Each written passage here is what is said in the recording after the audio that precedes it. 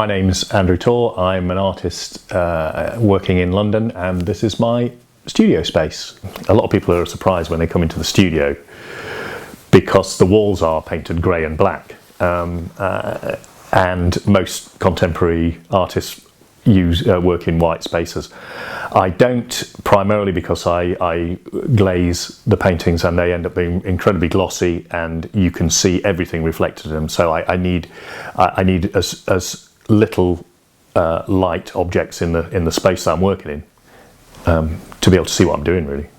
I've lived and worked around the open spaces, the commons of kind of southwest London for most of my life. I've always seen something a little bit remarkable in those spaces, a kind of melancholy, the expectation, the beauty and the romance of them at night. They are amazing spaces, but it's only until recently that I've thought that there would be a way to represent that kind of poetry on canvas. Oh, look at that! Nice.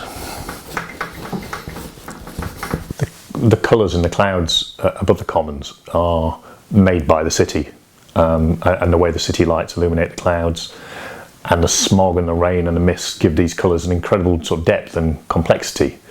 So when the cloud cover's really heavy and low, and the skies can be like a bright, unnatural, luminous yellow.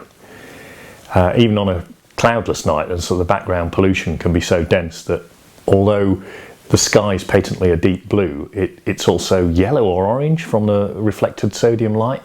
It's like tonic mohair, you know those suits you get where you can see red and blue at the same time. If I've been very lucky, I can achieve that kind of desired complexity from maybe 5 or 6 layers of paint, and you can see them coming through. That's if I'm lucky. If normally what would happen is it would take longer than that. So you're looking at kind of upwards of 10 layers of paint. I've painted long enough that I know more or less what the effect of something is going to be, but more often than not, you're wrong, and you've got something to deal with. Well, that's great, because that's part of the process. It's what makes painting fun and interesting. I mean, it's there's nothing better than playing with paint.